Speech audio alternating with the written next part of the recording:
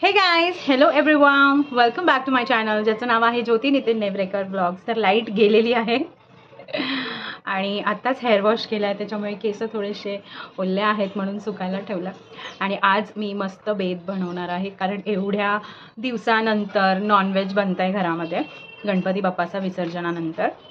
आणि याच्यामध्ये पण कॉम्प्रो आहे की मांस नाही खायचं आहे, चिकन नाही खायचं आहे, because we are from Konkan. आणि कोकणामध्ये अशी रीत आहे की हे जे पितृपक्ष असतं, पितृपक्ष चालू झाले ना आता, तर त्याच्यामध्ये मांस नाही खायचं, नाही तर पितृदोष लागतो असं काहीतरी आहे. आणि फक्त फिश खायचं, म्हणजे जे समुद्रातले पाण्यातले जे जीव आहेत ते तुम्ही खाऊ शकता, पण मांस नाही खायचं असं सांगितलं. तर मी पहिला नाही पाळायची, पण आत्ता जेव्हापासून माझे सासूबाई गेल्या तेव्हापासून हे रिच्युअल जे पण आहे ते मी चालू केलं आहे पुढे. कारण त्या असायचे तर त्या बोलायच्या की खाऊन घे, कसं हे करायचं करून घे, मी आहे तोपर्यंत मी पाळेन, माझ्यानंतर मग तुला हे कॅरी ऑन करावंच लागेल. आणि आत्ता समजतंय की हो, केलंच पाहिजे. तर चला मग आज मस्तपैकी बेत बनवूया, कारण पूर्ण श्रावण नॉनव्हेज नव्हता. बाप्पाचे लाईट आली.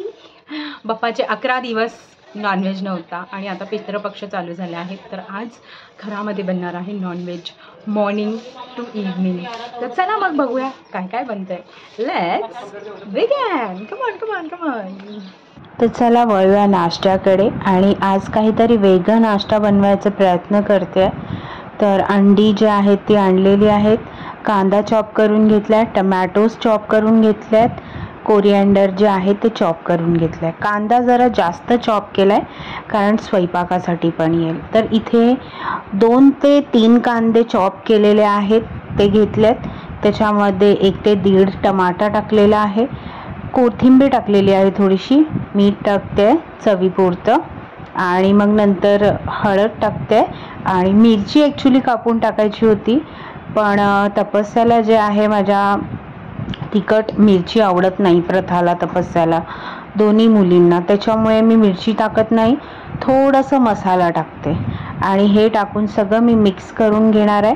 आणि त्याच्यानंतर अंडी जे आहेत ते अंडी मी याच्यामध्ये टाकणार आहे. 2 ते 3 अंडीचा वापर करून घेते आहे मी. आणि अंडी टाकल्यानंतर ह्याला आपल्याला व्यवस्थित एकजीव मिश्रण करून घ्यायचं आहे.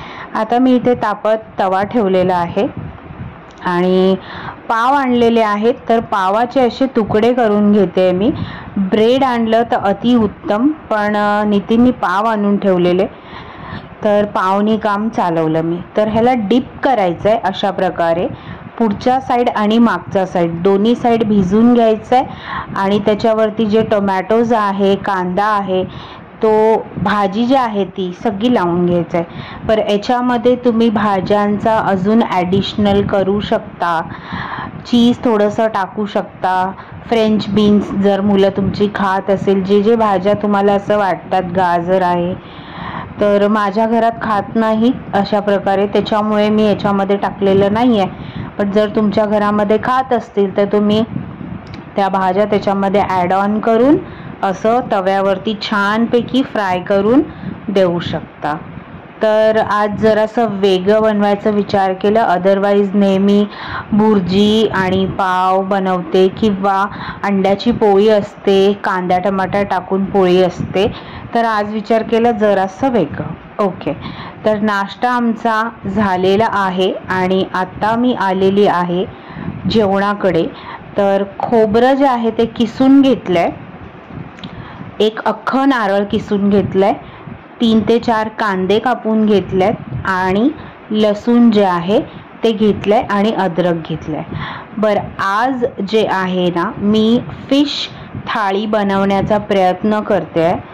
तर त्याच्यामध्ये सी फूड आहे, एक तर आहे कोलंबी आणि दुसरं जे आहे पॉम्फ्रेट, ते तुम्हाला पुढे दिसेलच.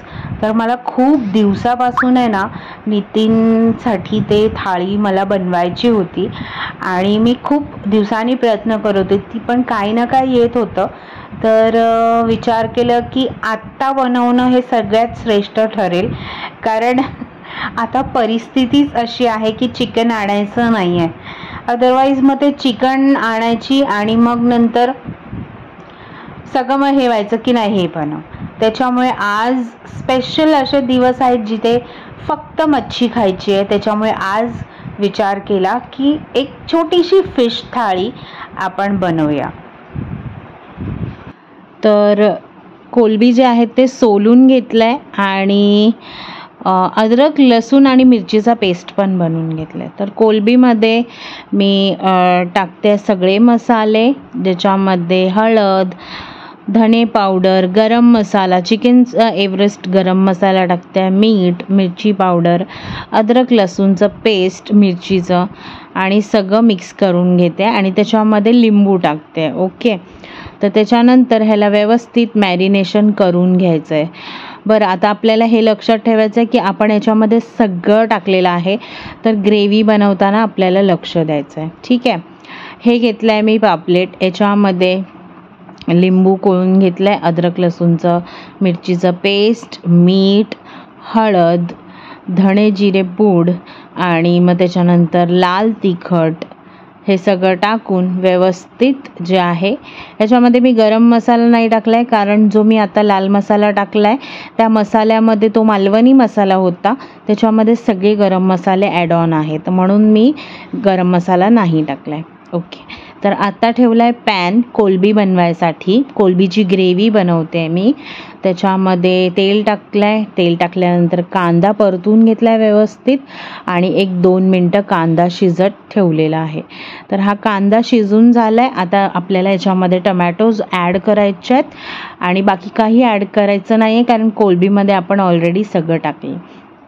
तोपर्यंत जे भांड्या पडलेले घासायला ते मी घासून घेते, नाहीतर सगळं एकत्र होतं आणि जेवल्यानंतर मग तो ढिगारा पडतो.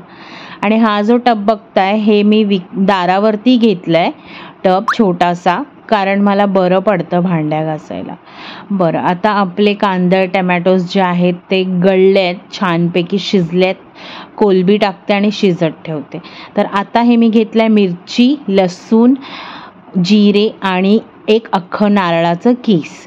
तर आपण आता बनवतो आहे सोलकढी. तर सोलकढी आपण पहिला का बनवतोय ह्याचं रिझन तुम्हाला पुढे कळेलच. आता सध्या हे आपण वाटून घेऊया. तर व्यवस्थित बारीक वाटायचं आहे, पाणी टाकून टाकून हळूहळू वाटायचं आहे. ओके, आणि एक भांडं घ्यायचं आहे, त्याच्यावरती स्वच्छ रुमाल घ्यायचा आहे, त्याच्यामध्ये हे मिश्रण टाकून व्यवस्थित पिळून घ्यायचं आहे. ह्याचा सगळा जो दूध असतो ना खोबऱ्याचा, तो सगळा दूध आपल्याला पिळून पिळून पिळून त्या कपड्यातून काढून घ्यायचं आहे. आणि जोपर्यंत तो एकदमच कोरडं पडत नाही ना, खोबऱ्याचं जे कच आहे, चोता आहे खोबऱ्याचा, तो काढून घ्यायचा एका साईडला. बघा, हा पूर्णपणे कोरडा झालाय, म्हणजे त्याच्यात काहीच दुधाचा अंश नाही आहे त्या खोबऱ्याचा. तर अशाच प्रकारे करून आपल्याला सगळं जे खोबऱ्याचं दूध आहे नारळाचं ते सगळं काढून घ्यायचं आहे एका भांड्यामध्ये. ठीक आहे, वाटताना आपण याच्यामध्ये सगळं टाकलेलं आहे आणि याच्यानंतर हा जो चोथा आहे खोबऱ्याचा हा टाकायचा नाही आहे. ओके, हा पण यूजमध्ये आणायचा आहे. कसा तो मी पुढे तुम्हाला दाखवते. तर आता सध्या आपण सोलकढीकडे लक्ष देऊया. तर चोथा साईडला काढून ठेवून देऊया आणि इथे सोलकढी जे पिळलं आहे दूध ते पूर्ण काढून घेऊया. व्यवस्थित काढून घेतल्यानंतर मीठ टाकूया, किंचित साखर टाकूया थोडंसं आणि ह्याला व्यवस्थित ढवळून घेऊया. त्याच्यानंतर आपण कोकम भिजवलेले ते कोकम थोडेसे असे वाटून घ्यायचे. कोकम ऑलरेडी भिजवून ठेवायचं आहे. ठीक आहे, त्याचा गाळ जो आहे ना तो आपल्याला असा गाळणीमधून वाटून घ्यायचा आहे, गाळणीमधून छानून घ्यायचं आहे आणि त्याच्यानंतर बारीक चिरायची आहे कोथिंबीर आणि ती बारीक चिरलेली कोथिंबीर त्याच्यामध्ये मिक्स करायची आणि फ्रीजमध्ये थंड करायला ठेवू शकता. बरं, याच्यामध्ये असं आहे की तुम्ही मिरची पण टाकू शकता, पण मी टाकलं नाही आहे बारीक करून वरतून. तर खोबऱ्याचा चोथा, लाल मिरची, 1.5 कांदा, 1.5 ते 2 जिरा आणि लसूण, हा खोबऱ्याचा चोथा आपण वापरणार आहोत कढी बनवायसाठी. तर इथे मी बनवते आहे कढी. आणि नंतर आपल्याला वाटताना याच्यामध्ये सगळं टाकून घ्यायचं आहे. हळद, धणे जिरे पूड, मीठ, हे सगळं टाकून घ्यायचं आहे. मसाला नाही टाकायचा आहे कारण आपण लाल मिरची टाकल्यात. तर कच्च्याचं रसा आमच्या इथे म्हणतात कर्नाटकला, ह्याला कच्च्याचं कढी, कच्च्याचं रसा असं म्हणतात. आणि इथे कोकणात खोबऱ्याची कढी अशी म्हणतात. मच्छी कढी, कोलबी कढी, याच्यामध्ये मच्छी टाकल्या की मच्छी कढी, कोलबी टाकले की कोलबीची कढी. बरं, कोलबीची जे ग्रेव्ही आहे ती व्यवस्थित झालेली आहे शिजून. आता आपण कढी बनवायला घेतोय. तेल तापत ठेवलंय, जिरं टाकलंय, थोडंसं कांदा टाकलाय त्याच्यामध्ये, आणि कांदा व्यवस्थित परतून झाल्यानंतर आपल्याला जे आपण कढीसाठी मिश्रण वाटून घेतलेलं आहे ते मिश्रण त्याच्यात टाकून थोडंसं पाणी मिक्स करायचं आहे. बरं, हे मिश्रण घट्ट असतं त्याच्यामुळे आपल्याला ह्याला भरपूर पाणी ॲड करायचं आहे. आणि ही जी कढी असते ना ती एकदम पातळ असते, तर एकदम पातळ अशी बनवायची आणि शिजल्यानंतर ती थोडीशी घट्ट होतेच. ठीक आहे, कढी साईडला मी ठेवून दिली आहे शिजायला. तिला उकळी काढायची आहे, 5 ते 6 मिनटं शिजवायचं आहे. बरं, आता मी मच्छी फ्राय करून घेते. लगे हात रवा घेतलाय आणि थोडंसं तांदळाचं पीठ घेतलंय, त्याच्यामध्ये थोडंसं मीठ टाकलंय आणि मच्छी जे आहे ते मी नॉर्मल मीडियम आचेवरती ठेवलंय. जास्त बारीक नाही करायचं, जास्त फास्ट नाही करायचं आहे, मीडियम फ्लेमवरती ठेवायचं आहे आणि थोडंसं पेशन्स ठेवायचं आहे. एकदमच फास्ट केलात तर ते जळून जाईल आणि एकदम स्लो केलात तर शिजायला हे होईल. म्हणून मीडियम ह्याला फ्राय करून घ्यायचं आहे. झाकण वगैरे काहीच नाही ठेवायचं आहे, उघड्या ह्याच्यावरती तव्यावरती ठेवून फ्राय करायचं आहे. तर बघा, बघता बघता माझी मच्छी फ्राय झाली आणि आता इथे वळूया भाकरीकडे. बरं, हे तेच होल ग्रेन्स मल्टीग्रेन्सचं पीठ आहे जे दळून आणलंय पाठच्या व्लॉगमध्ये जे मी तुम्हाला दाखवलेलं. आणि इथे मी लाटते तर त्याच्यावरती सूर्याचं जे हे आहे शाईन आहे ते पडते, ते मला कळालंच नाही. आणि हे खूप छानपैकी भाकऱ्या बनून रेडी झालेल्या आहेत. लाटते मी, थापायची गरज नाही आणि खूप इझिली तुम्ही थापू शकता आणि लाटूही शकता. बरं, हे जे जाळी बघताय ना तुम्ही, ही जाळी नॉर्मली फुलके वगैरे बनवण्यासाठी मी आणलेली, पण फुलके खूप किंचित मी बनवते. पण माझी ट्यूब पेटली की आपण जेव्हा चपाती बनवतो तेव्हा कॅसरॉल किंवा कशात पण ठेवलं तर ती वाफळली जाते, त्याला पाणी सुटतं. तर अशा प्रकारे आपण जाळीवरती ठेवलं ना की ती चपाती थंड होऊन जाते. तर बघा, इथे माझी थाळी पूर्ण तयार झालेली आहे. सोलकढी, मच्छी कढी, त्याच्यामध्ये थोडेसे मच्छीचं 1-2 तुकडे टाकलेत मी, आणि आपलं कोलबी, भाकरी, फिश फ्राय आणि भात. तर खूप यम्मीशी अशी थाळी बनलेली. पण एक मोठं गडबड झालं, नितीनसाठी मी थाळी बनवलेली आणि नितीनच जागेवरती नाही आहेत. कामानिमित्त ते सकाळीच बाहेर पडले नाश्ता करून आणि त्याच्यानंतर ते आलेच नाही. आणि आले ते डायरेक्ट संध्याकाळी 5:30 पावणे 6 वाजता. तर आता सध्या मुलं होते तर मी मुलांना ही थाळी टेस्ट करायला दिली आणि त्यांचाही एक्साइटमेंट जे आहे ते खूप लेवलपर्यंत वाढलेलं की मम्मा आम्हाला लवकर दे, आम्हाला भूक लागली आहे.